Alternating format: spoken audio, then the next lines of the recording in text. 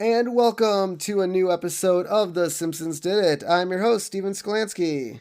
And I'm your co-host, Robert Skolansky. And today's a very special day. It is a special day because we're taking a test. Oh, to see what our future career is. Exactly. You know, I don't necessarily think it was podcasting, but we'll take the test. We'll find out.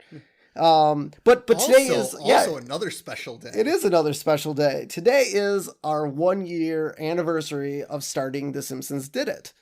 So thank you all for staying with us, listening, comments, you know, the support that we get. And for this episode, we also brought a special guest along. That's right. So hopefully everyone has heard of him because I absolutely love the band Cuckoo Kangaroo. We have Neil from Cuckoo Kangaroo on the show today because he is another one of our diehard Simpsons fans that we love having on guests. Hello. Going, Neil? Oh, yes. Hello, greetings. Thanks for having me on the show. Congrats on 1 year. That's a big deal. As a podcaster myself, I know that the podcast world is a grind, and time goes by fast. But at the same time, you know, sometimes it's hard to maybe see the growth you thought you were going to have, or it's a wild ride until you get started. It's hard to know kind of what your show is and so much of this stuff. So to hang in there for 1 year, that's a big deal, and I'm sure there'll be many more years coming after this. I do hope so, yeah. And I mean, there is another milestone we're also heading towards. We're heading towards our 10,000th download mark. Wow. Oof. Wow. Well, this episode's going to surpass it. I don't know how far away we are from it. We're at right about now, about 9,600. So okay. All right, let's go. I have faith this is going to really test the reach of the Cuckoo Kangaroo fandom. I hope we get thousands upon thousands upon thousands of listeners. That would be tune great. in, and they put you above 12,000 or something like that. That would be awesome. We'll see. No promises, but I'm just saying it's what I'm hoping for. Awesome. All right. Well, Neil, one question that we do like to ask all of our guests is, when did you start to fall in love with The Simpsons? Was it right away, episode 1? Was it down the line, or where did you want to pick up The Simpsons? Wow, yeah, that's a good question. And yeah, I am 35 years old, so I was born in 1985. So what year did The Simpsons start? 89. 89. Well, the shorts came out in 87, but Sure, the show sure. started in 89. Yeah, so I was probably watching in like 97, 98, like starting around there, you know, like kind of 5th, 6th grade or something like that, maybe 7th grade. And it was just, I don't know what season it was on. I'm sure it was down the line, right? I'm sure they were, well, yeah, obviously it was if it was 89. But I just remember watching the reruns. They would just show two back to back, like after I was home from school, maybe like, I forget if it was like 5 4 and p.m. 5 and 5:30 usually. Yeah. Yep. So I would just watch at least one of those pretty much every day, and I'm pretty sure they would just kind of jump around, you know, just reruns from whenever. And I guess I sort of have an aversion to the first season. That's probably not like a super uncommon thing, just with the weirdo animation and the different voices and stuff. I'm sure they're great. I haven't watched them in forever. I'm sure they're the super fans are defenders or whatever. But something about those kind of turned me off. So I guess the sweet spot for me was more like, you know, season 3 to 8 or something like that. You know, That's like, yeah, a lot of people. Yeah, but it also like wasn't like they don't tell you what season you're in before you watch it. Like the season episode numbers aren't there, so you don't really know. Like especially as a kid, you don't really know. But you could always tell, I guess, from the animation style which ones were the early ones. But then I feel like they kind of hit that sweet spot for, I don't know, probably a decade or more or something in there. Whereas after that, then they kind of look the same. But yeah, so that was kind of my story, and yeah, just coming home and watching them and digging it and just laughing, and then time for dinner or whatever. So yeah, it was that pre-dinner kind of type of thing, and then yeah, family would gather around dinner table and maybe have Wheel of Fortune on in the background or whatever came after The Simpsons, and yeah, it was a good time. So yeah, that's kind of my history with Simpsons, and it wasn't a specific season, but again, it was just fun to jump around and watch the reruns. Yeah, absolutely. So this episode aired. Let's start at the top. So we're going to be talking about season 3, episode 18, Separate Vocations. Yes. The air date for this episode was February 27th, 1992. Wow. So it's an old one. And we're getting close to the end of the season 3. I believe we have 4 or 5 episodes left. Yep. Getting close to the end of season 3. So a recap. Scholastic tests show Lisa will not be the saxophone player she dreams of being. That's kind of sad. Have you guys been told you can't grow up to be what you want to be? Wow, I never I like the jokes on like the test stuff, but like the standardized tests, but I don't know that I ever I can't really remember so much like taking a test like this vocation test or this job aptitude test or whatever. I think if I did, it was more of a wide net, it was sort of like here are sort of general areas of interest rather than like here's your one job. I don't know if like that was like an actual thing maybe from before my days, or if that's sort of the joke is that it's like, okay, here's a very narrow version of maybe what you should be doing. So I think it's obviously a funny concept, but the scholastic test, I'm not sure if I ever took that specific one. I can't remember taking one. We did, well, I don't know if you did, Steve, but in middle school I think it was either 6th or 8th grade, I did actually take a similar test. Now, our teacher didn't read off the questions, like the questions were there and we just answered. And as Neil said, it was like a wide range of things. It wasn't like, oh yeah, you're going to be a mathematician, or you're going to be a professional golfer, or you're going to be a homemaker. Like, it was like kind of a wide range of things. And as far as the question of anybody telling me, no, I can't do something, the only time I can think of was I wanted to play the trumpet when I was in elementary school, and her mom said no. And her reasoning was it was too loud of an instrument, which I don't know why in my 5th brain mind was like, oh yeah, that's a good reason. So I ended up doing the violin instead. But as far as I know, that's the only time anybody ever told me no, I can't do something in terms of like going out and trying new things. Yeah. So, the chalkboard gag this week. I will not barf unless I'm sick. So Neil, what we like to do here is try to figure out what got Bart into detention to write this on the chalkboard. Yeah, I mean, this seems like a very, this one's cut and dry, right? This is faking sick to get out of class.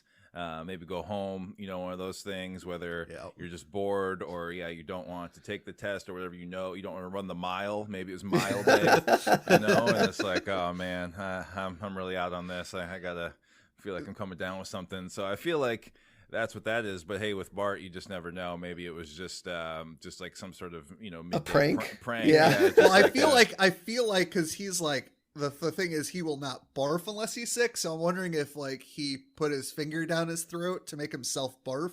Yeah, that's what I'm thinking too. Yeah, he induced vomiting that way, or had some of the ipecac or whatever they give.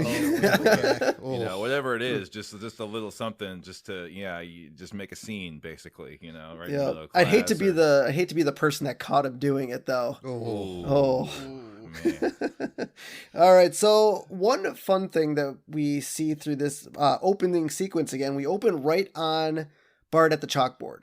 Yeah, no zoom in on Springfield. No zoom on Springfield into the school. So this was another episode, which we've talked about in the past, where they needed to add more time within the episode. Oh, interesting. To cut some of the... And so, I mean, we miss out on, Marge riding around town with Maggie. We miss...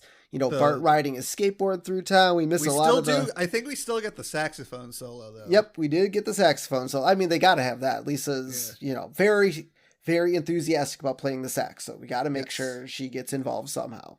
Is that a common thing? Like, to have them cut out, like, 5 seconds or whatever from the intro? Like, how often did that happen? I never even noticed they did that, but it makes sense. So we actually interviewed Mike Reese, who was a writer... Yep. Cool. Okay, he was one of the first writers for The Simpsons. Yep. Cool. And we asked him about that, and he told us that sometimes they will cut portions of the open out to, give more time to the show if they need it. So that's it's I don't know how common it is. I know in like the seasons now, they hardly ever do a chalkboard gag. It's basically cut straight to the Simpsons house. Homer gets hit by the car. They do a couch gag, and then they're into the show. So, as far as like between season 3 and I'm assuming like season 25-ish is when they started doing that. I don't know how often that's done, but yeah, they do it to cut time or give more time to the show. It's funny because it's obviously this is 92, it's 30 years ago, but it's so funny that it's just like now, especially on Disney Plus, you watch this now and it's just like, yeah, nowadays in modern TV and streaming TV, like unless you're only on broadcast, I guess like Simpsons sort of is, like you can have variable lengths. And I don't know, I guess I just noticed it's like Netflix shows and stuff like that, but like Mandalorian or whatever, it's just like one episode's 29, one's like 43, one's like 36, and it's just like, this is great. Like this is like a creative dream. I know, right? The story is in control rather than like the box that you have to fit the time in exactly, so the advertisers can and all the stuff can fit in there. So it's just funny to think back on that. It's like, yeah, they're going to change the intro so they can fit in a few more lines or whatever because it needs to be there or whatever. Now you never need to do that anymore. Yeah. Well, it's funny because in the first season when we first started doing this, the shows didn't tend to like dip to black quick enough. So when we were watching it, it would feel like it was a scene to scene to scene. And like that threw me off. But I feel like, and Steve, I don't know if you can tell, and like the season 2 and season 3, they tend to have a little bit more black in between where the commercial breaks would have been. Yeah. That's another way to save just a few seconds. Yep. All right, so the couch gag this week. All the Simpsons but Bart come in, sit on the couch, and then Bart comes in and basically crowd surfs across the Simpsons and lays across everyone. Well, it's Bart. He's a show-off. Oh, yeah. Gotta do it. At least he didn't barf. Yeah. Oh, all right. So we open this episode on Bart's class, and Mrs. Krabappel tells the class that she has a surprise for them. And that's usually never a good indication of something good is going to happen when a teacher's like, I got a surprise for you. Because usually, well, for me, my thing is, oh, great, pop quiz. But we go to Milhouse, and he thinks it's going to be an Indian wrestling an alligator. Sherry thinks it's going to be an elf with ice cream. And Bart thinks Mrs. K is going to reveal herself as an alien. Ooh, I vote alien. I mean, I would vote for the elf bringing me ice cream. I don't know. I want ice cream. But didn't we all try to think that our teachers were not from this planet? Oh, yeah. Absolutely. Or like what they were into, like when they weren't working.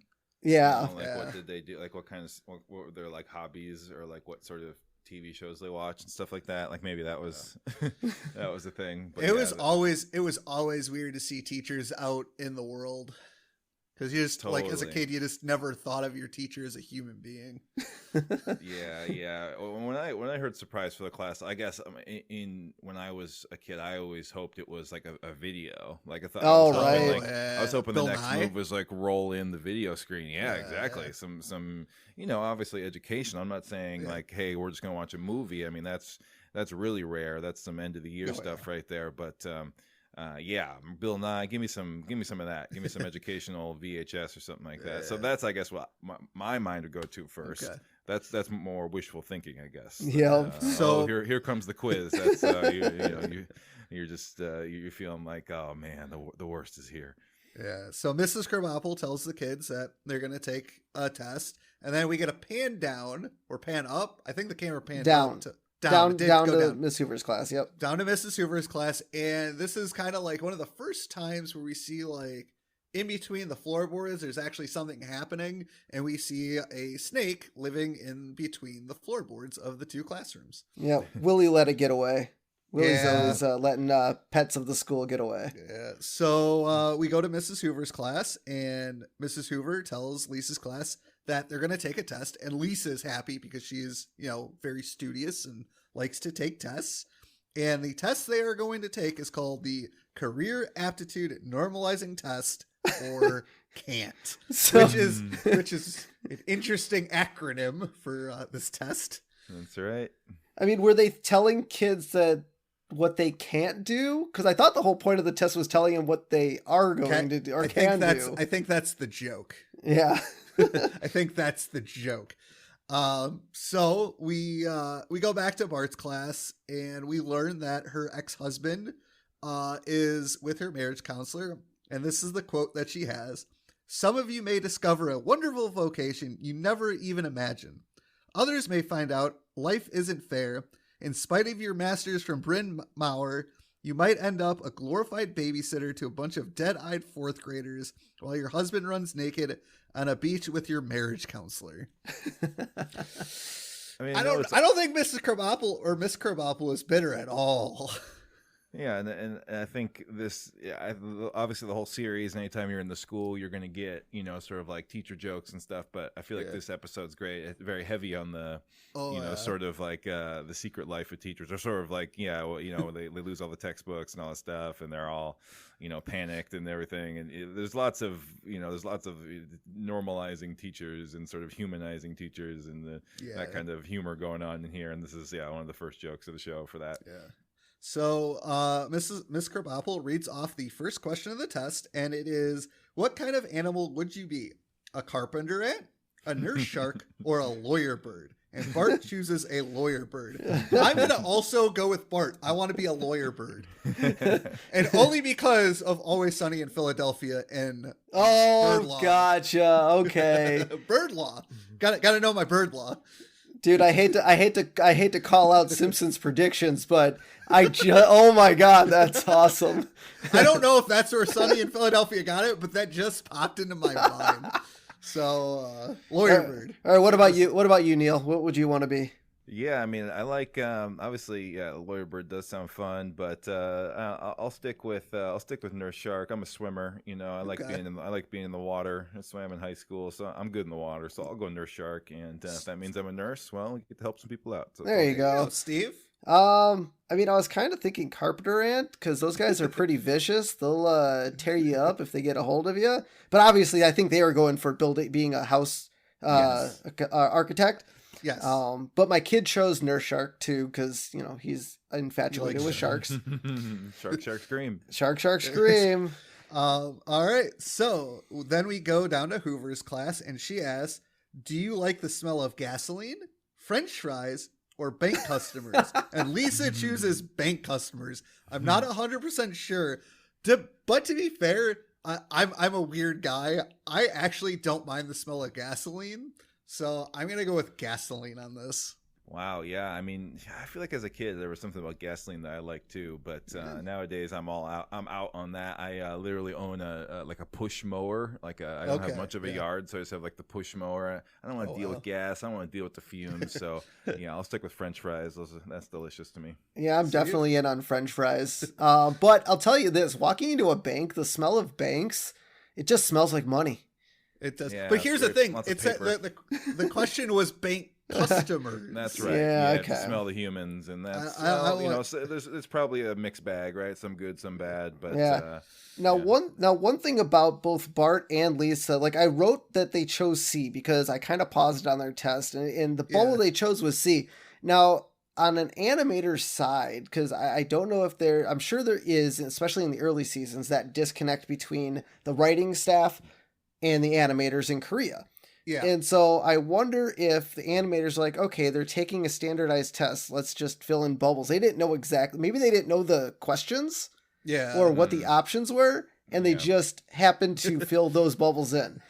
I know in a couple weeks, we're going to be talking to Wes Archer. Spoilers, I guess. But we're going to be talking to him. He was actually one of the animators for The Simpsons in these early seasons.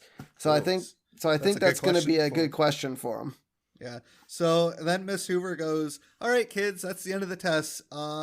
We have 15 minutes till recess. So just stare ahead." And I feel like this has happened. I feel like this has happened to me in elementary school a few times where like we were doing something, we ended early, and the teacher would just let us go to recess early. Yeah, it's just like a run out the clock kind of moment. And or it's just like just hang out, like don't don't be too loud or whatever. It's like you have to stay in here, but we're not going to do anything strict or whatever. You just don't make it too much noise. We got 2.5 minutes and you'll be out of here. Yeah, I'm kind of surprised that they didn't take the test just at the end of the day as opposed to in the middle of the day. Right. So then we see security come to take the tests away, which, well, these are highly sensitive documents. You have to have armed guards come take it. And they take like a Brinks truck. Yeah, I know. And they have to take they take the test to the Iowa non-international airport. Nice. It's not an international airport. They got to be specific about that. I mean, the airport was pretty much in the middle of the country, in the middle of like the country land, farmland. So that's all of Iowa. So I still don't know where the airport is. No, that's not fair. I've been to Ames. Ames is actually a city. Yeah, we're all Midwest boys here. Yep. You know, I didn't say at the top, but I live in Minneapolis, so you know we all can appreciate a good Iowa joke. You know, there's jokes for each of our states. You know, it all happens. You know, we're always dumping on each other all the time. And I actually lived in Iowa like 1st through 3rd grade down in Des Moines. So you know, so you lived in a cornfield. Got it. Exactly. I lived. My parents were corn, and they raised me. So I feel like I'm especially able to you know, joke on Iowa, but I got love for Casey's, you know, the gas station and stuff like that. So yeah, let's go. Ames is cool. It's all good. Iowa, they can handle it. They've heard it all before. Flyover country, corn jokes. It's all there. And so we see a sign as they bring the tests into Iowa. Welcome to Proctorville, Iowa, home of the National Testing Center. Because you got to be in an area where you know it's not going to get hit.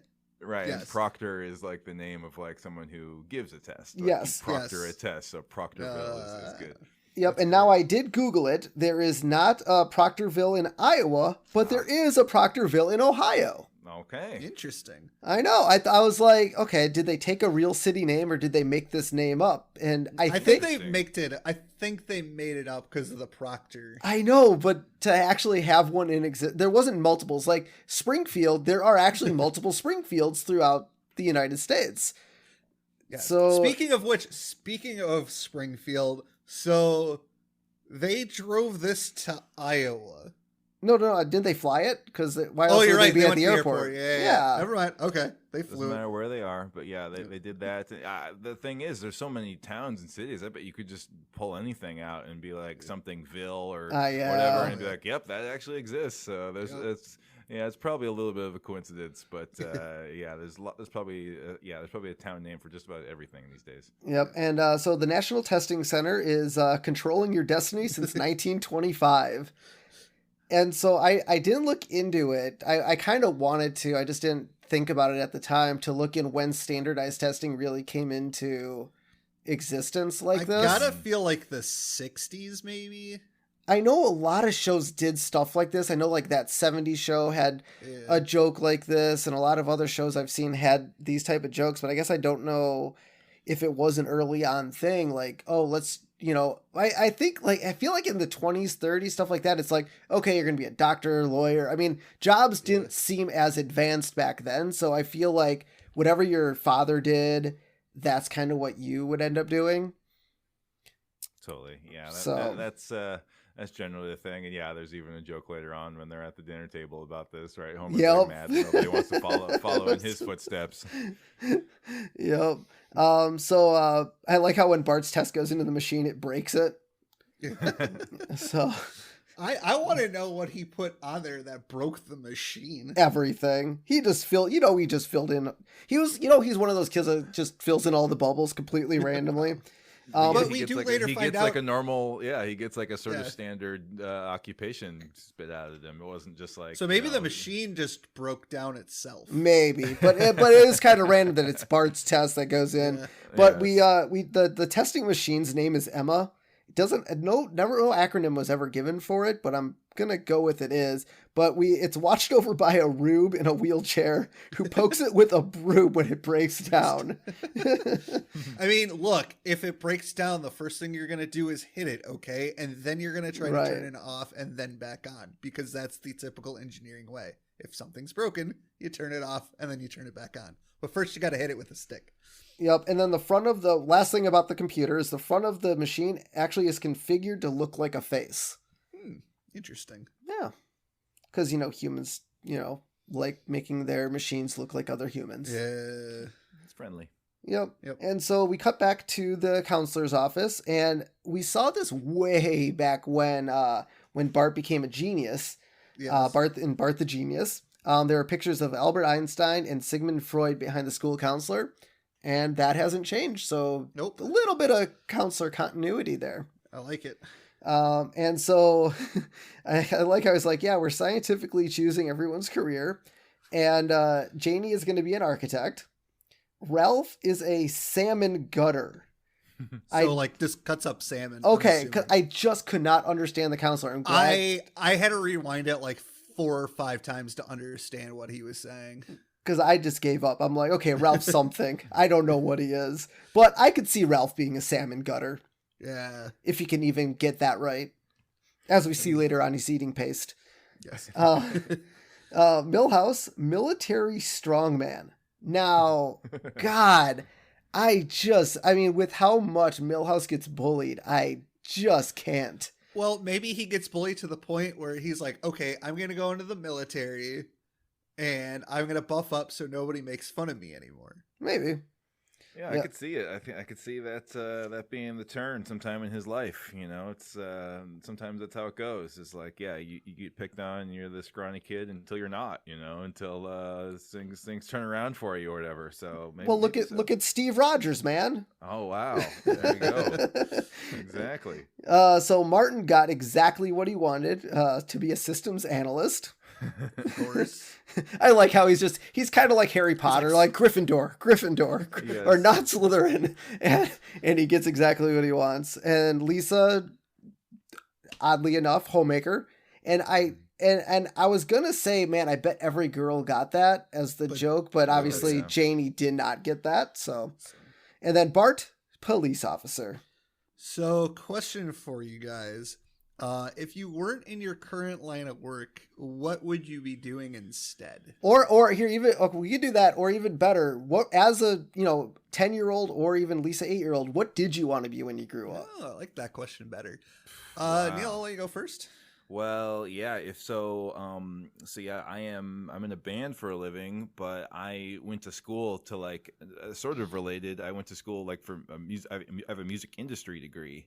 Okay. So I thought I would be, kind of working at a venue or managing bands or something like that, or working at a record label or something like that. So I feel like that's still what I would do if I'm not doing this right now. I never thought I'd be, on stage with a mic in my hand, really. I'm a drummer, so I'm supposed to be in the back of the room. So it's still pretty weird for me to be in the front, but so I think I would still be in the music industry. I would just be working at the venue, booking bands or something like that. And then as a kid, I probably, I didn't really sweat that so much. I didn't really have a strong idea, but I always really liked music, and I always liked sports, and I played basketball, and I'm pretty tall, so I don't know. I probably dreamed of being a pro basketball player, playing in the NBA or something like that. Nice. Yeah, I was kind of in the same boat as a 10-year-old. I definitely, I love baseball.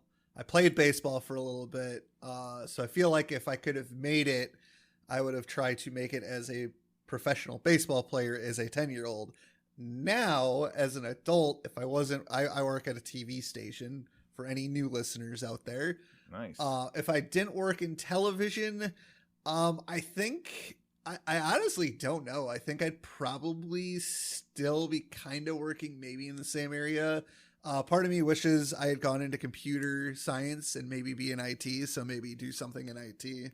So you were the one sitting there saying systems analyst, systems analyst. Yeah. See, growing up, the weirdest thing I tell you, maybe it was just my love of Legos, but growing up, I actually wanted to be an architect. Okay. I don't know what it was. I'm really good at math. I just liked buildings. I like seeing things being built. I kind of had really good ideas. Funny thing was I was never really artistic, so I don't even know how I would draw blueprints or anything, but that wouldn't have been my job. I'd make someone else do that. That's what the schooling's for. Yes. You figure that out down the line. But yeah, architect also just sounds cool. It's a cool it's a cool word. Ted Mosby, architect. Architect. Perfect but if I wasn't doing what I am now, which is a systems designers for home theaters, I still would love to do it. Is being on TV and film crews. I've been on quite a few of them across the last, I don't know, 10 years, working as a PA and doing some extra work and acting and stuff like that. And I still would love to do it. So if I ever, get that right audition or meet the right person that, needs someone permanently on their crew or with their production company, I could see myself taking over that. There we go. And we just have to remember, not to skip ahead, but the lesson sort of being like, hey, you don't have to do what they tell you. You can do whatever you want. So we just have to remember this moment, you guys, and think back whenever our current stuff doesn't work out, like what we're going to pivot to, and we can do that too. There we go. All right. So I like how the counselor tells Bart that he's like, well, maybe I could set up a ride along with, and you could, and Bart's like, dude, I don't need, tells the counselors, I don't need your help to get in the back of a police car. Oh, my God. Well, Bart's that daredevil attitude, troublemaker kid. Of course he doesn't need the counselor's help. Yeah, he'll do it all on his own. Probably not the way he wants, but he could do it on his own. I do also like the fact that in this scene, Bart was like, man, I thought I'd be a drifter. And then he like imagines himself. And the scene is similar to a scene in the film of, well, not the scene in First Blood, which is the first Rambo movie, but it kind of a general what First Blood is about kind of deal, where he's talking about, oh, the sheriff kicked me out of town because he doesn't like me. So that is a reference to First Blood. Nice. So we go back to the Simpsons household, and Bart and Lisa are telling Marge and Homer what they want to, what they got, and Bart tells them, oh yeah, he's going to be a police officer, and Homer starts choking on his food. To be perfectly honest, though, if I'm Homer, I think I'd be thrilled if Bart was a cop because of all the illegal stuff that Homer does throughout his life. Yeah. Plus, it's it's a government gig. I mean, you get that insurance and stuff like that. So hey, I mean, yeah, Bart, like we said, Bart could just as easily have been a drifter. So any job is a good job, I guess, for this kid. Yeah. So then we learn that Homer was too heavy for the army and too dumb to be a police officer. However, in future episodes, we see Homer get into the army, or there's an episode where he is in the army. I don't know if it's current timeline or past him. And there's also an episode, I believe it's in like the 20, like in season 20 through 29, one of those seasons where he's also a police officer, and he does a better job than Police Chief Wiggum. Well, anyone can do a better job than Police Chief Wiggum. True. But the fact that he still got those jobs and this line exists, I kind of wonder, going back to when we started this, I talked about Simpsons and continuity, where if maybe they're like, we don't care anymore, we're going to do it anyways. Yeah, we'll have to circle back on that. We'll put a pin in it. Yeah. So Lisa, they go to a music store, and Lisa tells the guy she wants to be a jazz saxophone player. Well, at the table, she's like, I'm going to be a famous jazz musician. I've got it all figured out. I'll be unappreciated in my own country, but my gutsy blues stylings will electrify the French. I'll avoid the horrors of drug abuse, but I do plan to have several torrid love affairs, and I may or may not die young. I haven't decided. So as a musician, Neil, did you kind of think like that, or did you have another? Yeah, it was. I mean, we were in rock band. Brandon and I were in a rock band before this, but yeah, I didn't really. Again, this whole Cuckoo Kangaroo thing kind of came out of nowhere, and it really took off in a big way that we didn't really see. It was kind of supposed to be a joke band on the side, and definitely not the main focus, but. That's how life goes, and that's sometimes the most unexpected thing ends up being the thing that pops off. So, but yeah, it's funny. It kind of reminds me just of, again, going back to like Spinal Tap and stuff, and sort of like the tropes of rock and roll lifestyle and all that.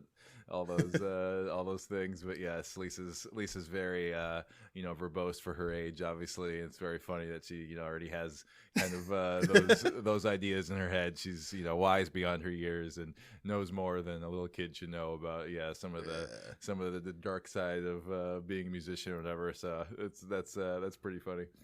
So then Homer asks if anybody wants to follow in his footsteps, and everybody just kind of looks away, and then in the distance we hear a coyote howling. Because I thought it's the crickets effect. Yes, I kind of thought it was weird that there wasn't crickets, but coyote howling just signifies the point. But as we feel, the Simpsons live in Utah. Yes, so coyote is yeah, coyote. So now we go to Little Ludwig's music school, and we learn that Lisa can't be a saxophone player according to the guy running the shop. Yeah, because she has stubby fingers. Yeah, so the teacher at the store is like, "I'll be frank with you, Lisa."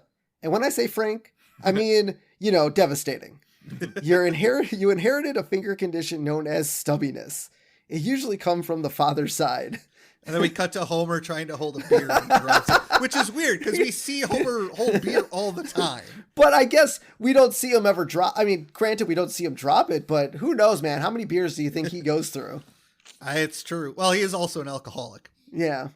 So then we cut back to the Simpsons house, and Lou and Eddie show up, and Homer freaks out, and he's like, I didn't know the copper wire was, it was just abandoned. I took the copper wire. Here, have it back. And they're like, no. And Bart, comes out and tells them that, they're going for the ride along. And we go across the street to Mrs. Glick, which I believe this might be her final appearance as a speaking part. I'm not 100% sure. We'll have to put a pin in that. Where she goes, it's about time that he gets arrested. Which, nice. I mean, it's Bart. I wouldn't be shocked either seeing him get into the back of a cop car.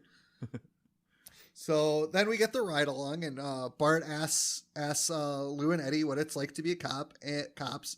And as they're driving, they drive by the Who's to Know motel, where they tell Bart that Mayor Quimby is pulling the electorate. And the license plate on his car reads, "I rule you," because he's a mayor, so he rules over people. So yeah, that innuendo. Whew, Simpsons. It's a great one. That's fantastic. And then we see Mel rollerblading by with his dog, and I love how Eddie is like, man, all the weird ones come out at night. Yeah. Which, how is that weird? He's just rollerblading, walking his dog. It's Sideshow Mel. Everybody knows who Sideshow Mel is. Yeah. But yeah, so one other thing during the ride along, Bart's like, "Hey fellas, let's go shoot some bad guys." and Lou just starts talking. He's like, "Well, it doesn't quite work like that, son." And Eddie's like, "People see the movies like McBain and think that it's all about bang bang, shoot 'em up, and cops and robbers." Which, to be fair, I think as a 10-year-old, I mean, even without movies, I think that's kind of what we kind of thought of cops. I think so. And so we cut back to Lisa's room, and she's writing in her journal, for the last time, because, a journal was for her hopes and dreams, and now she doesn't have any. and this is really the first time we see Lisa change her mentality with life. Like, there are certain times throughout The Simpsons that we see Lisa, go through kind of, I wouldn't say like a child crisis or a midlife, mid-kid crisis or something. But I mean, this is a really good, way to see a little bit more depth in Lisa and a little bit more of her mentality. And yeah, that's kind of where it ends. And then we cut back to, as the cops drive by, Snake is robbing the Quickie Mart as they drive by. Yep. And I like how they just didn't really notice. Like, they just rolled by. The cops in Springfield are incompetent. Yep. And so Snake cuts off the cops as, he leaves the Quickie Mart after robbing and he cuts the cops off. That's the only reason they got caught. And we do know that criminals in Springfield are just as dumb, because when Homer Defined episode where we saw Police Chief Wiggum in the bank, and the guy that was robbing the bank backed up into Quimby and he dropped the jar of pennies that he had on his head. Yeah. So we all know the criminals in Springfield are probably just as dumb as the cops are. Yep. And so Eddie calls dispatch, and he's like, "One Ocean Tango. We are in pursuit of a speeding individual driving a red car. License number eggplant, Xerxes, Crybaby, Overbite, Narwhal." Which reads ex-con. Now, the thing is, in standard police language and even in the military, this is somewhat correct. However, I did look up it is called the NATO phonetic alphabet. So in the real world, Eddie would have said Echo, X-ray, Charlie, Oscar, November, because that's how they usually speak in the real world. So I kind of like the fact that they use different words, though. I like that. Yeah, either it's like this is how they do it in Springfield, or again, it's just like a bad, like, stupid cop joke, right? Just like they're just saying these different words that aren't close to the normal ones, but I think it's just an excuse to put in some silly words in there, and they're all very funny. I mean, Overbite especially is great. Yeah, but to be fair, every time we try to spell our names to people over telephone, we never use the actual NATO phonic. You're right. Yeah. So, well, we're never taught it. Word. I mean, you're taught. If you go into be like police or army or whatever, I'm sure they teach that to you. But like as regular citizens of the United States, unless you seek it out on your own, you're probably not going to know. No. Yeah. You just say the first thing that comes to your mind. You're just like D as in dog. Yeah. Yep. So Snake kind of gets into the alley, and we learn that Snake stole the cash register and a box of lottery tickets, which I mean, man, that's pretty brazen to steal the entire cash register. I mean, I feel like Apu has, been robbed enough times to just put the money in a sack, but this time he was, in a big hurry. And as Snake tries to floor it to get out of the alley, we look at his gas pedal and it's a foot. Man, that would be awesome to have in my car. By the way, does anybody know the name of Snake's car? No. Lucille? No. No. Little Bandit. Oh. It's the first appearance of Snake's car. It is. And inside Snake's car, for those of you that didn't notice, there's a tiny skull hanging from a chain in Snake's rearview mirror. Yep. So that's pretty cool. And I like how we cut back to Apu and we see Snake tied up with nylon rope. He's like, oh, this is really nice. It rubs my skin in the right way. At least he's appreciating being tied up with good rope instead of like itchy rope. Yeah, I guess. Again, just another joke of how often it happens. Yeah. Yes. And we see that Springfield is actually pretty hilly. I don't know if that was more of a speed chase joke, like a cop chase joke. I believe it was. Well, you also see during the speed chase, if you watch really closely, as we all should be doing, you see a hubcap fly off of Snake's car, which is a pretty big trope in a lot of chase scenes in movies where a hubcap just flies off as they're driving around. Yeah, we're getting lots of Dukes of Hazzard here. I think that's kind of the idea. Although maybe that's the opposite, where they're going up the hills. I can't really remember, but yeah, definitely just a trope, cop movie trope. Yep. And I like how they make a guy swerve into a milk truck tanker, and it explodes. To be fair, so MythBusters actually did the myth, because you see in a lot of movies where like a car falls off a cliff and it just explodes. And MythBusters proves that that's a myth. You would need a lot of oxygen, and it takes so much for a car to explode. So obviously they're making fun of, cop movie chase tropes where, oh yeah, that guy crashed and exploded, but that is a myth. Unless, of course, I guess maybe if you crash into an oil tanker. Yeah, that might blow. Not a milk truck, unfortunately. Not a milk truck. So now they get trapped in the alley, and they give Bart a gun to cover them, which it's against every regulation known to man. But hey, to be fair, they don't want to get shot by Snake, so that's true. But I like how he runs out of bullets and then throws it. Because he's a 10-year-old. I can't imagine how hard he can throw a gun that probably weighs a decent amount. Maybe. And then I like how Snake just he notices, so Snake drives at him, and we get a to be continued tag, which I mean, for The Simpsons, that is kind of odd. I mean, I think I don't see. I mean, you guys would know, but I feel like that's super. I mean, I feel like there are lots of part twos, but it's after the full run of the show, right? It's like 20 minutes in or whatever. Like to be like in the second, at break or whatever. Like I don't know. How many other times does that happen? I don't think it happens a lot. I feel like this to be continued tag is also making fun of things that do that. Yeah, some action movie, or it's really more of an action TV show, I guess. Yeah, again, Dukes of Hazzard or like Hawaii 5-0 or something like that, where it's like, and especially just like the way it pauses right in the scene, like right when the action's about to hit or whatever, it doesn't cut to black, it like freezes on the thing, like that's very tropey. Yeah.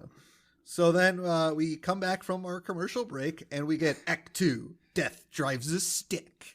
I love that. That's fantastic. Maybe that's why they had to do it. They just have this joke of like, that's that line. We need to get the Act 2. Death drives a stick in. So it's like, all right, the only way to do it, we gotta freeze frame and make a part 2.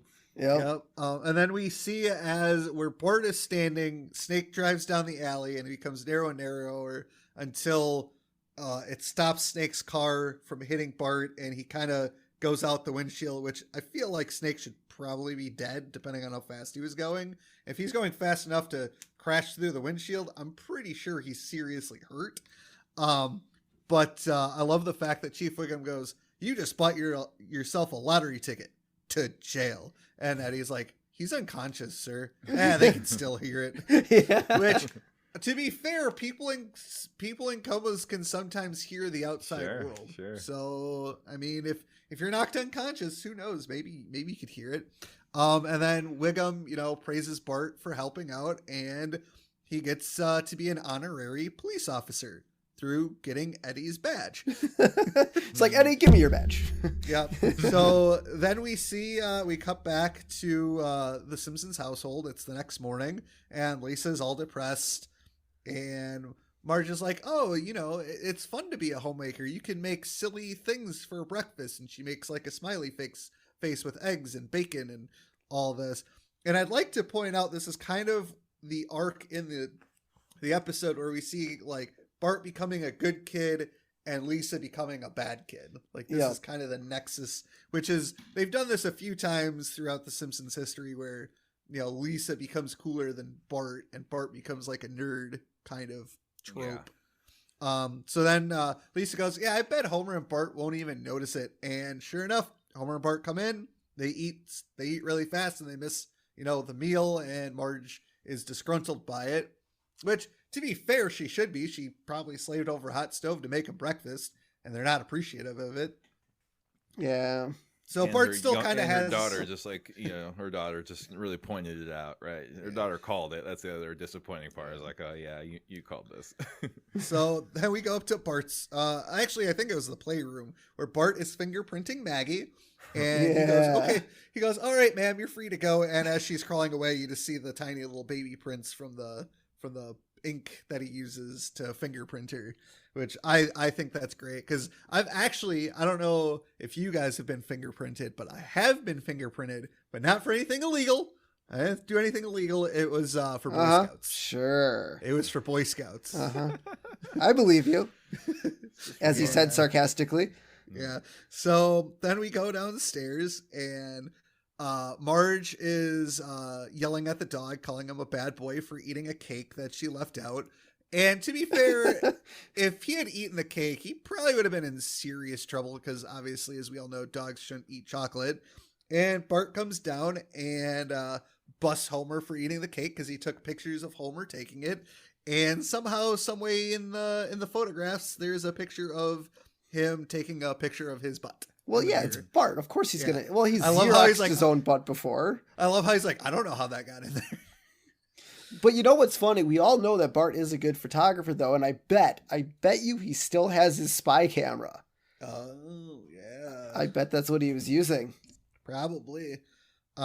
So then we find out Lisa, she's in her room. She's not really doing much, and we learn that she decided to quit the band that she was in. Well, school band, yeah. And she starts talking back to Marge, which, I mean, as pointed out earlier, her and Bart are kind of switching roles here.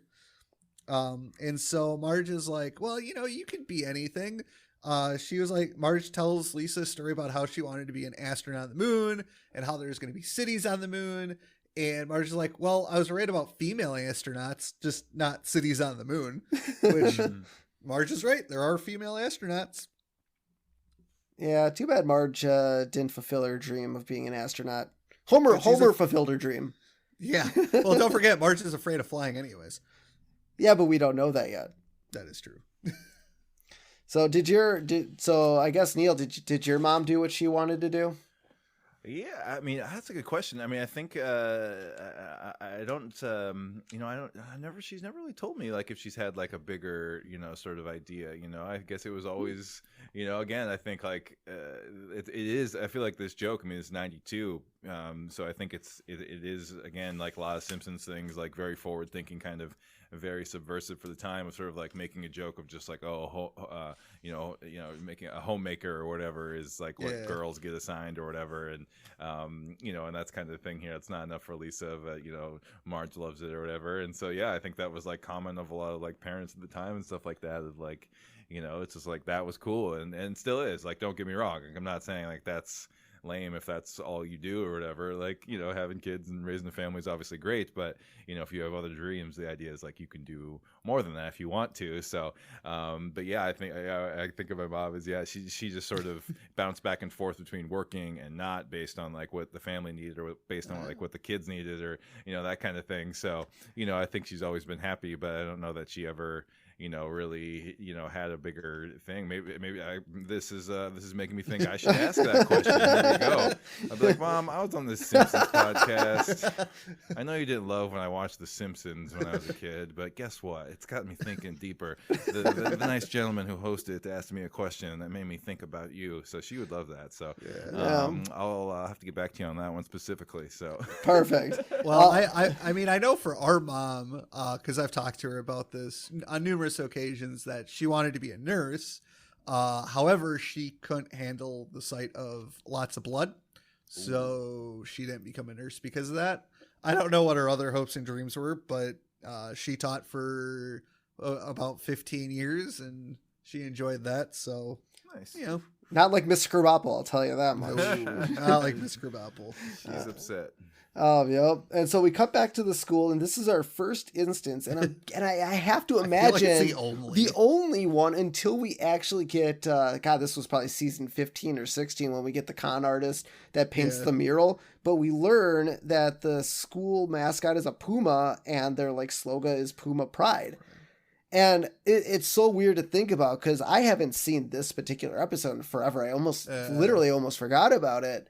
And just to see that reference to something of an episode that I actually do remember, it just seems so weird. And the fact that Principal Skinner is actually still, really hyped on the mascot. Yeah, he loves it. My only problem with it is I feel like it's weird how he says Puma. He's like Puma. Puma. Maybe I guess we should assume that they double check this, and maybe that's actually how you're supposed to say it. But I've never really heard anybody else say it like that, right? You just Puma. Say Puma. Like POO. Like, I don't know. I guess like the brand, like the shoe brand Puma or whatever. It's like they always say it like that. But Skinner is like Puma. Oh, this beautiful Puma. Yeah, Skinner's weird though. Right. I'm sure he's got his own quirks. Yep. And so we see Lisa going into the bad girls' bathroom, which for an elementary school, and they were 5th grade girls. Yep. And one of the 5th grade girls, I think this was like the theme of the episode, is they were wearing skull earrings, kind of. Maybe she's Snake's daughter. Ooh, good call. I didn't even think of that. I guess I don't know if Snake has any family. I think he has a baby like down the line, but yeah, maybe. So did you guys have a bad bathroom in your elementary or middle school? Elementary, no. Middle school, maybe. Now, Steve, you and I went to the same school, so I don't know when you were in school if they had those kind of things. But I wasn't a bad kid, so I don't know if they had a bad bathroom. Okay, I don't know either. I don't think so. Yeah, I didn't have anything like that either. Maybe I was just too oblivious to it. I was too naive and thought all the bathrooms are good. I mean, I feel like I can in high school, but this was until high school. Elementary school, middle school, no way. But like, yeah, I remember there was one high school bathroom that maybe smelled a little bit more like cigarette smoke than the others. But that's about it. That's as far as I can go with that one. Gotcha. So I like how Lisa gets all upset and actually, destroys the puma, like does the Bart thing and destroys the puma. And Skinner's like, I saw some awful things in Nam, but you really have to wonder at the mentality that would desecrate a helpless puma. I never thought I'd say this. Puma. Puma. but the no good Nicks rule this school.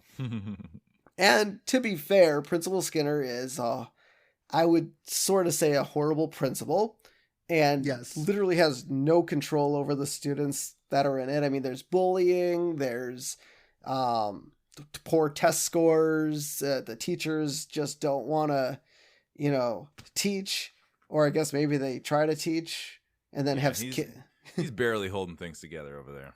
No. Yeah.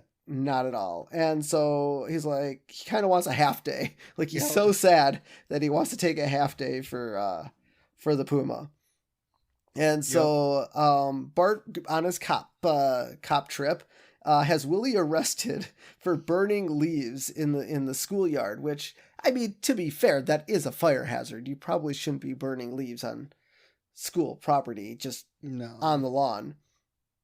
And so Skinner decides to make Bart a hall monitor.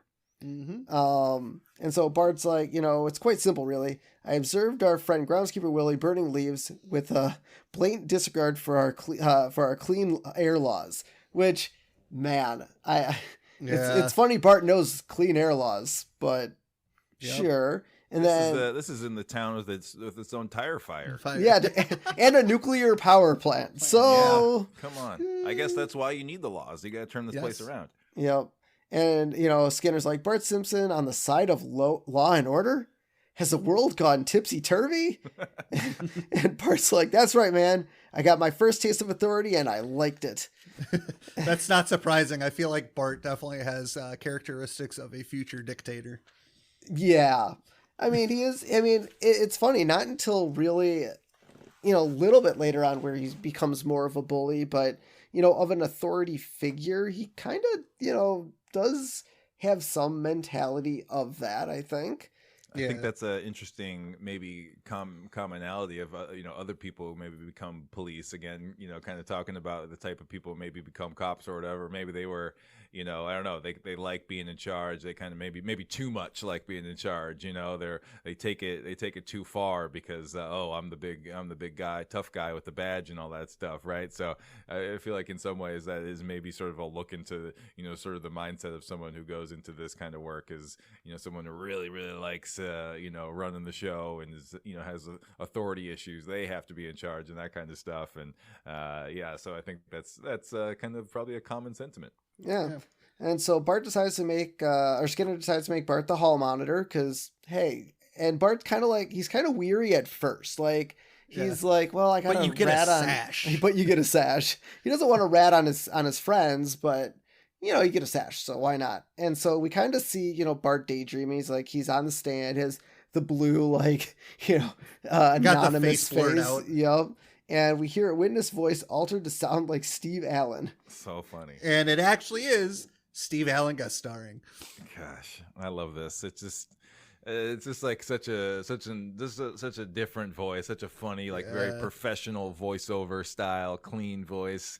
Go in there, and then what's the last thing he says? He says something like his last line before he's not. Steve Ay caramba! Ay caramba! Yeah, just like in his normal voice. That's really funny.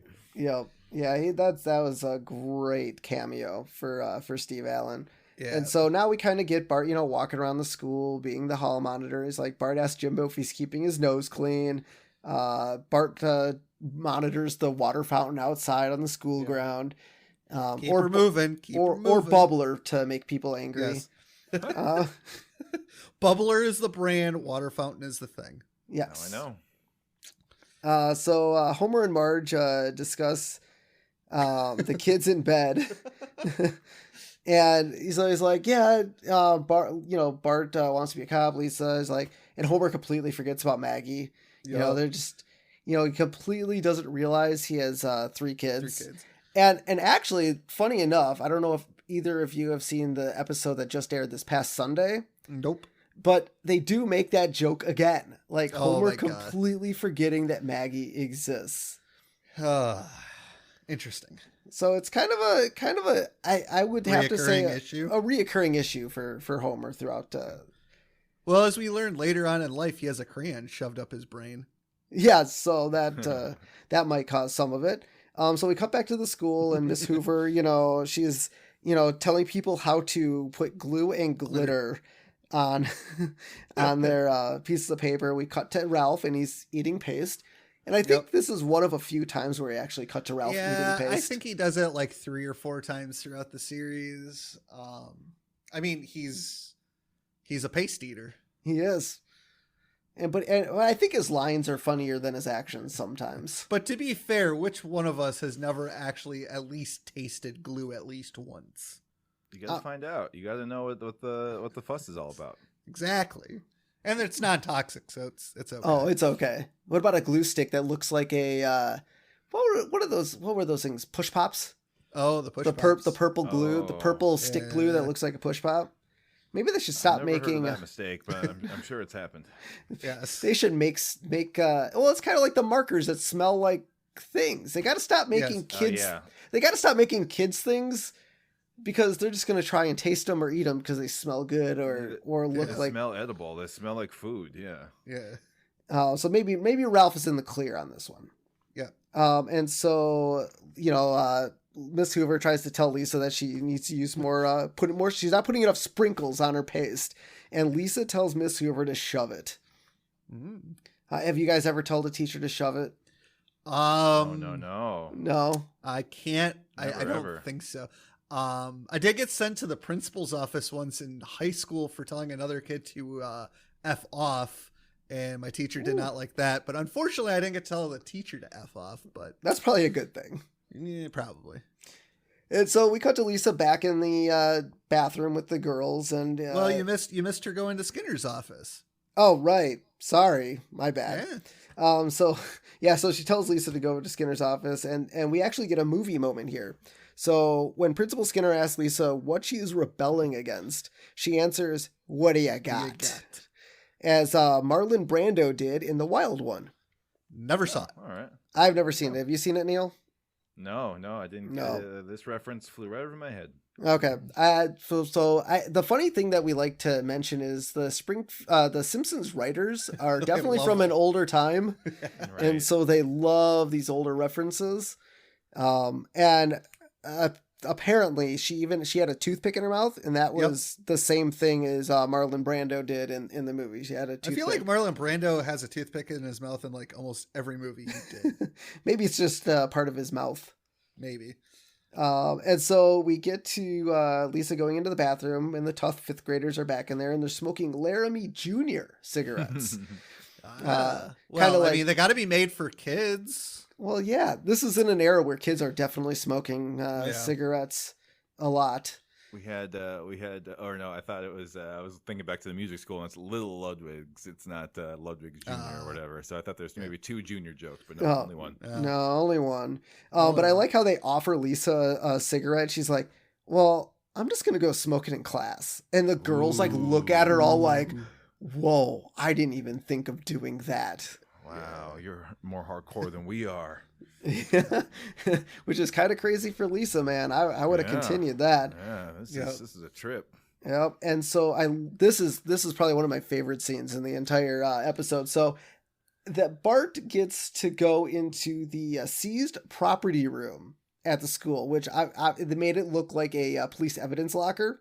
Correct. And Skinner's like, well, we've confiscated all these things over the years. Here, why don't you choose one?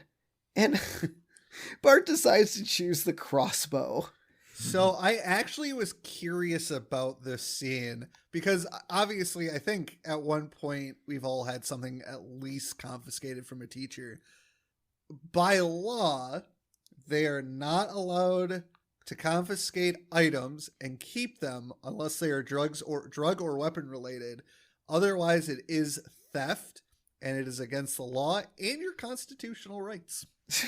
But as we learn later in the episode, what's the law ever done for you these days? Yep, exactly. What's the law done for you lately? So after Bart chooses the crossbow, we get a spinny 4th grading headline that says, "Food fight foiled. fish sticks seized. So, hey, to be fair, fish sticks are probably a great way to have a food fight because they're probably really easy to throw because they're like stick form. That's right. And then we get Bart and Skinner kind of doing detective work on a note that Nelson forged, claiming he had leprosy. I think it probably the signs of leprosy would be clear unless he like covered his entire body. Yeah. And then we get probably the greatest joke in this entire episode because I have the humor of a fifth grader. Principal Skinner brings back Mr. Glasscock to the school because he left the profession because kids were making fun of his name. Gee, I wonder why. Neil, did you have a teacher in your school that you just had a laugh? Wow, I'm trying to think back if there's any really hilarious ones. I can't really think of any. I never had one that was even close to something like that. I can't think of it. Did you guys have one? I can't think of anything off the top. We weren't so lucky. We weren't so lucky to have a very jokeable name right there. You know. But see, he should have been more like Mr. Bergstrom, where he enjoyed his name. Yes. Mr. Bergstrom was like, you could call me Mr. Boogerstrom. Yes. Oh, you just lean into it. You just got to lean into it and take it because, hey, I mean, you didn't choose your last name. I guess your parents decided to choose their last name, but or it was just given to them. But you can't just let kids get over you. I feel like maybe these days Mr. Glasscock would just be Mr. G. And they're only second graders or whatever. I guess we don't know what grade he teaches, but maybe an older, middle school, high school, especially these days, you can just look it up online and find it out. But back in '92, if you just had a single initial for your teacher name, they might never know. Maybe the parents would know, but as long as the parents didn't tell you what your teacher's real last name was, you could go the whole year maybe without knowing what their last name was. Oh yeah. Man, I never thought about how bad the internet really is. No. The internet is awful. Except for our podcast. Right now. Yeah, there we go. Except for our podcasts are part of the good part of the internet. That's right. So we cut back to the lunchroom where Milhouse decides to be a little bit of a bad boy because his buddy is the hall monitor, and he spitswads one of the bullies through a straw, and Bart takes Milhouse away. God, to see, who was it, Kearney? I think it was Kearney. God, to see Kearney cowering to Bart was just so surreal. Yeah. Well, because Bart's got all this power over whether or not you go to detention. Yeah. So, you got to be careful of that. So we cut back to Lisa's classroom where she's carving a skull and crossbones on her desk, and the skull is in the shape of her own head, which I thought that was a neat little psych gag. Cool. So, Miss Hoover asks a question. Nobody knows the answer. She checks it in her teacher's edition, which I feel like that was a thing when we were growing up. The absolutely. You know how many times I snuck a peek at that thing? Yes. A lot. Oh yeah, dude. Teachers would leave that shit just lying on their desk, and no one would be around. Well, okay. To be fair, in at least 7th and 8th grade, I got in. I wouldn't call myself a teacher's pet, but I got myself in pretty good with the teachers, where I could kind of wander around during recess or during down times, and I took a few peeks at the teacher's edition with all the answers in it. Wow, so, you earn their trust, and then you just that's threw it in their right. face right there. Wow. Yeah. Did you guys get your eyes on a teacher's edition ever? I think once, maybe. I don't think I ever looked in it, but I knew what it was, and I feel like it was like a textbook, but maybe had like more of like a binder kind of like outer shell to it or whatever, or it looked like your textbook, but it had like a inverted colors or something like that. Like you could tell maybe it had a similar font. It looked like the book, but there was just something a little bit different about it. Obviously, other than the teacher's edition. Yeah, so like so it was basically all the same, but in your textbook where you had like the actual questions that were part of the textbook, there would actually be the answers next to it in like red. Yeah. In red, yep. And so I thought that was kind of a cool pull. Like I haven't really thought about teacher's edition books in forever. No. So Lisa, gets detention for back talking Hoover, and she goes, "Oh, Miss Hoover wouldn't be so smart if she didn't have her teacher's edition book." Which, So to be she fair, goes I to- don't think any of the teachers would be so smart without their teacher's edition. Well, as we find out, Lisa steals every single book in the building, and the teachers are freaking out. They're in the teacher's lounge smoking. There's all this smoke because they're all stressed. And Principal Skinner comes in, and Krabappel goes, "Why not just declare a snow day?" And another teacher asked if anybody knows the multiplication table. I feel like you should know the multiplication table if you're a teacher. So good. But that was great. They're all freak out. I feel like some teachers that we had would freak out and others probably wouldn't, depending on the subject. I feel like. So Miss Krabappel, she goes back to her class and she tells Martin he's going to teach the class. He's like, "Why? Just do it," because he's the smartest one there. Of course, you're going to ask the smartest kid in the class. Yeah. And then, Mr. Glasscock goes to Principal Skinner and says, "Hey, I'm quitting again." He's like, "Oh, but you just got here." Now, because he didn't have his teacher's book. Okay, so did he quit? So he quit the first time because he could of his name, and the second time he's like, "Okay, you know what? I can't teach without my cheater book." Yeah, and then Miss Hoover is freaking out. She leaves and calms herself down by saying a mantra. And so we cut back to Skinner's office, and apparently Skinner has his own personal bathroom, which I don't remember any principal having their own personal bathroom.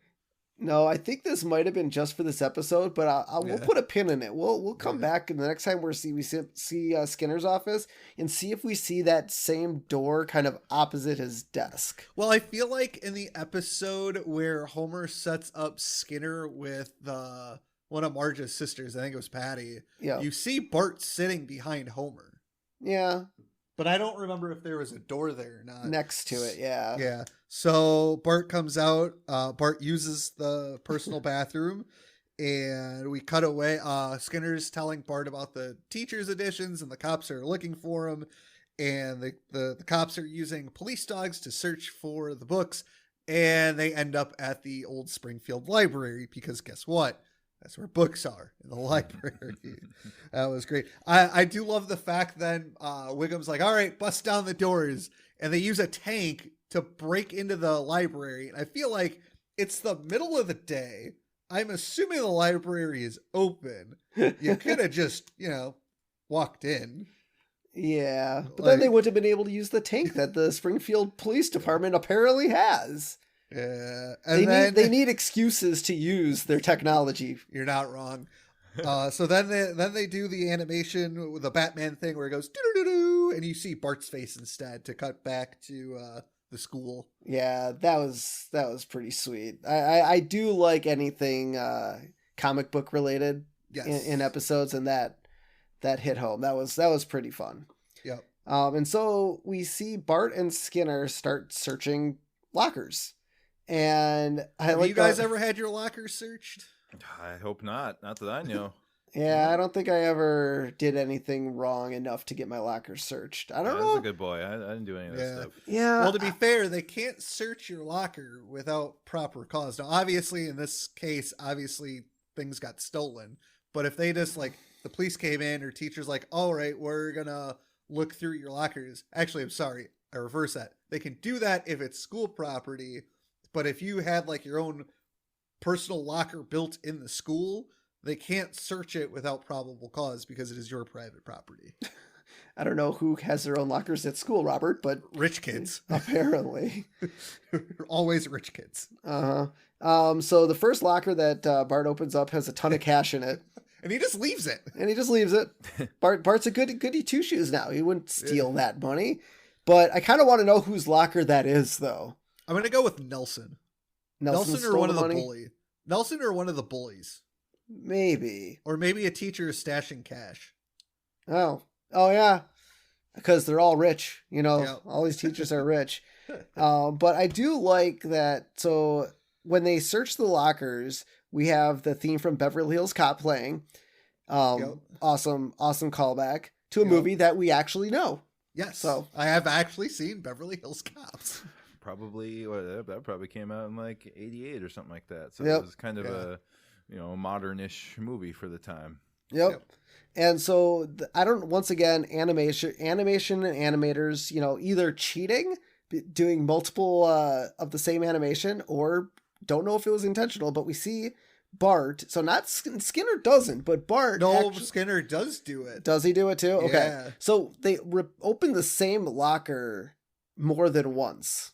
I feel like that was it wasn't a mistake. I think they did that intentionally. Because they didn't think we were paying attention? Probably. Uh-huh. They could have drew other things. We were paying attention. We are paying attention, but this podcast is paying attention. Yeah. Yes. We see it all. And so they find the books in Lisa's locker, and I like how Skinner tells Bart that they saved the school $120. So there has got to be, what, 20 books there? Is that like I mean, barely $5 a book? Maybe. Buy more books. Well, that school doesn't have money, and the kids That's aren't true. smart enough for the superintendent to put money into the school. The city's not putting money into a school with a bunch of dumb kids. Yes. So, but Bart Bart just did the inflation calculator, and that's $228 these days. Okay. Oh boy. Still not enough to warrant. Like that doesn't even cover half of a college textbook. Yeah, this is that's the joke. They really went far with that joke. That's a very low number. Yep. Yes. And so Lisa asked Bart, why did you take the blame? And Bart's like, because I didn't want you to wreck your life. You got the brains and the talent to go as far as you want, no matter what anyone says. And when you do, I'll be right there to borrow money. Yes.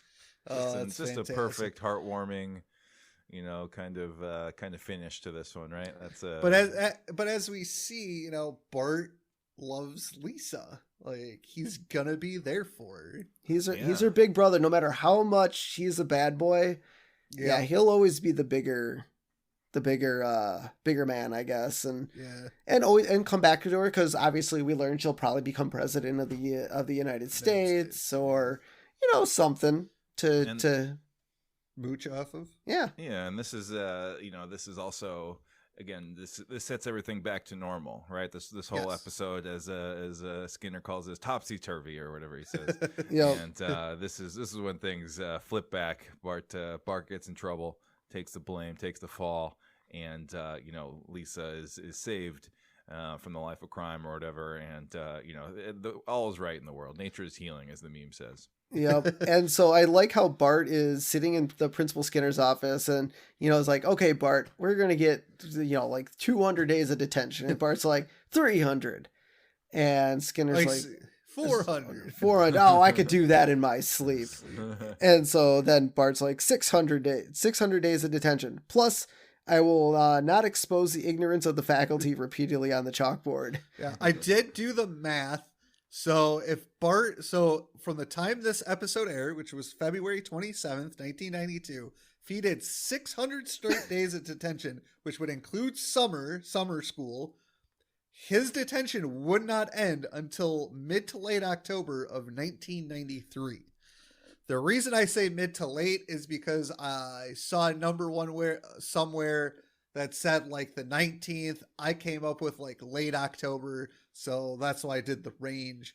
So yeah, that's a very long time to be in detention. Well, let's see if I'd say let's see if we can count the number of times Bart writes something on the chalkboard. Maybe that's just on top of all of that, or this is just the end of Bart's life as we know it, at least until 1993.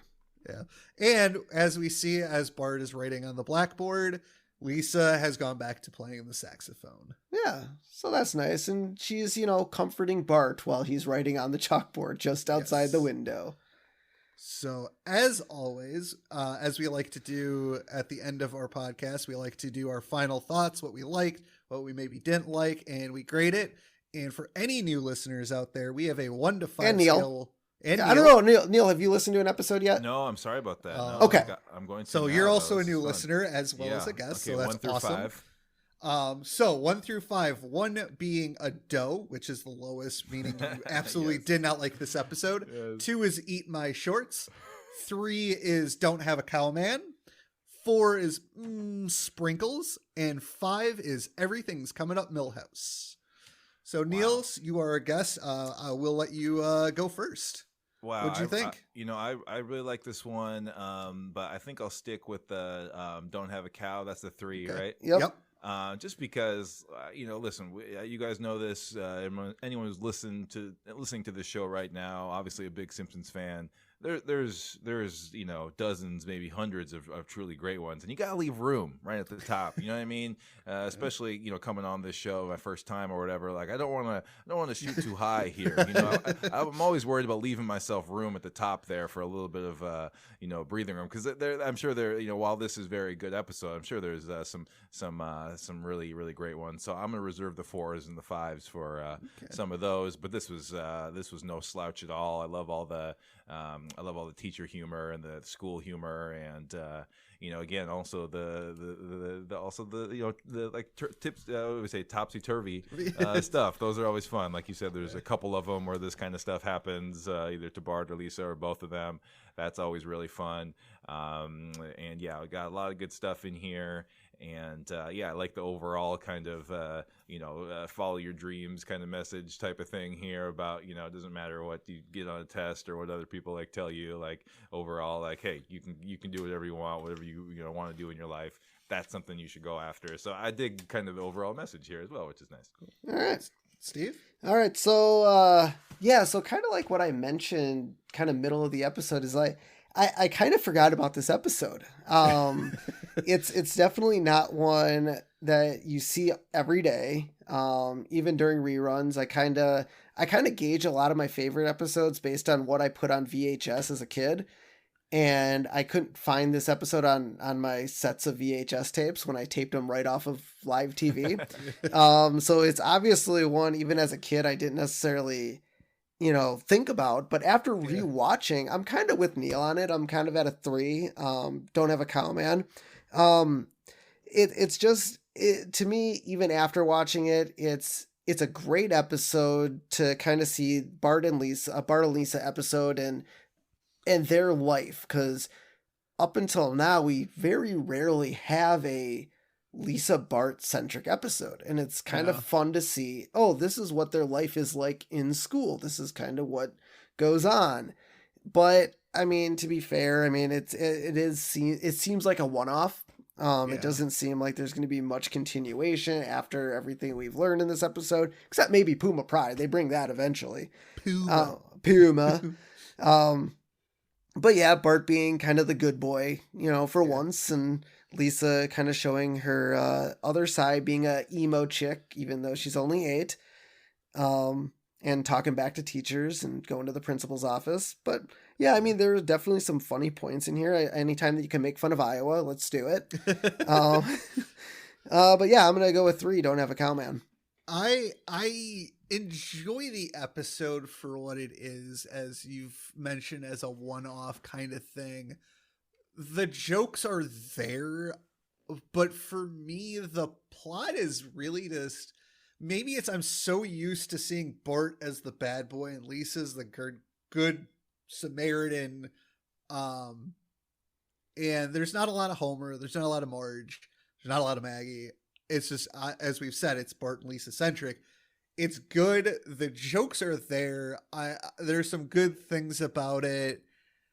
But I don't know. I feel like it didn't have that Simpsons flair to me. And I'm also gonna go with a 3. I was kind of leaning towards a 2. Don't eat my shorts, but I'm gonna go with a 3. Don't Have a Cow. It's funny. It's got a great message. As we've said, the jokes are great. I mean, heck, the Funko made a pop of Ralph eating paste. Yeah, well, he has paste in his hand. It's an iconic one. It's iconic. So it's okay. As Steve said, he forgot about it. I certainly don't remember this episode, and I've probably seen it a handful of times in the past. But all right, sounds good. So let's finish it up with our character profile of the week. And this week we're since it is our 1-year anniversary, let's give you a little bit more. Not only are we going to give you 1 character, but we're going to give you 2 characters for the price of 1. We're going to give you Lou and Eddie. Their occupation is they're two of Springfield's quote unquote finest. Yeah. Taken. I feel like Eddie is smarter than Lou, though. Or am I wrong? No, I think Lou's smarter. Okay, yeah, Lou is definitely smarter than Eddie. Okay, now this is going to be a future thing. I definitely want to get to this in a later episode, but I have actually seen Simpsons nuts on the internet actually say that Eddie actually cheated on or cheated with Wiggum's wife. Because there's a theory. About because that. if you look at Eddie's hairline, it looks exactly like Ralph's hairline. Yeah, but here's the problem: is Ralph is dumb like Chief Wiggum. Well, they're all dumb. That's true. Fair. So we're going to touch on that a little bit later when we get into the cops a little more. But our favorite on-duty beverage for these two is beer. Of course. No, their favorite non-monetary bribe is beer. Of course. So they like drinking. They go to Moe's every once in a while. Yep. Their talents, abusing power and intimidating suspects. Their weaknesses, solving crimes and keeping the peace. As we stated before, they're two of Springfield's finest, quote unquote. Yep. Their unintelligible joy, hot and cold running chicks. I don't know what that means. When they said it in the show, I was like, so I don't really know what that means. Like, so why I think would you want hot and cold? I get they're saying they want like girls who are like trying to find a guy or whatever, but like, wouldn't that just be hot? Like, what's the hot and cold running? That's maybe just some early '90s term that we don't get. Maybe the only thing I was thinking is like, okay, there's hot chicks, and you want to see the hot chicks running, but then the cold chicks. Maybe a little nip action, running in below freezing weather. Interesting. I don't know. That was you're going physically running, like running yes. is what they are. They are moving their legs quickly. So sweaty women and cold women. Yes, maybe. I don't know. Just a theory. I don't know. I feel like it's a phrase. I'm running hot and cold, but I don't really know necessarily what that means, other than like, okay, I have high energy than low energy or something like that. But I don't know. This is for the deeper dive into Lou and Eddie, I guess. Yep. Yes. And then last but not least, their biggest fans are Chief Wiggum and Bart. Yep. Because hey, it's something to be said for Bart to have a ride along with cops. I mean, that was pretty cool. He got to handle a gun. Yeah. Well, he got to handle a gun. They handed him a gun, so there you go. Of course, he's gonna be the best. All right, guys. Well, this has been fun. So, first up, Neil, if you'd like to plug anything, like maybe a new album that's coming out very recently, you could definitely do that. Gosh, or you could tell people where to find you and stuff like that. Plug away. Totally, yeah. So Cuckoo Kangaroo, check it out. That's the band. We're a dance-along party hip-hop duo from the Twin Cities, and we put out fun, very high-energy music that you can party to in your house. We have a YouTube channel with lots of fun music videos and dance-along videos, and yes, we have a new album. It is out. It's called Slow Clap, and it's our first full album in a very long time. And we've got lots of new videos and songs. And hopefully we'll be returning to playing shows. We tour the whole country in Canada and UK. So if you live in any of those places, hopefully we'll be coming to a town near you. You can just head on over to Cuckoo Kangaroo to learn about it all, or go into Spotify or Apple Music, whatever you use to listen to things. Go check out Slow Clap. We're really happy about it. And it's the newest thing from us, so go check that out. And then if you like what you hear, come to a show. It's a big party, and even if you don't have kids, you don't have to have kids to like us or come to a show. It's not weird. We're not only for kids. It's all good. So I know it's kind of an odd thing to say, but I think once you listen to the music or see the videos, you'll probably see why it's not only for kids. So give us a chance. All right, man. Thank you. And for us at the Simpsons Did It Podcast, you can find us on Facebook, the Simpsons Did It Podcast. On Twitter, Simpsons Did It PC. You can head over to Instagram, Simpsons Did It Pod. All of our episodes are on YouTube as a podcast YouTube video format, so head over there. If you subscribe, hit the like button. Yeah, hit subscribe, give us some comments on the videos. We like all that fun stuff. Yep. And then if you like to support our podcast, where, we have a lot of people that like us a lot, you can head over to buymeacoffee.com/The Simpsons Did It Pod and give us a little scratch, 5, 10, 15, 20, whatever you want. It doesn't matter. And all of your donations go to merch. We got stickers out, which hopefully everyone's seen on our Facebook and Instagram page. So we'll send those out to you if you give us a small donation. And hopefully in the future with our donations, we'll have bigger and better prizes to give out to you folks. Yep.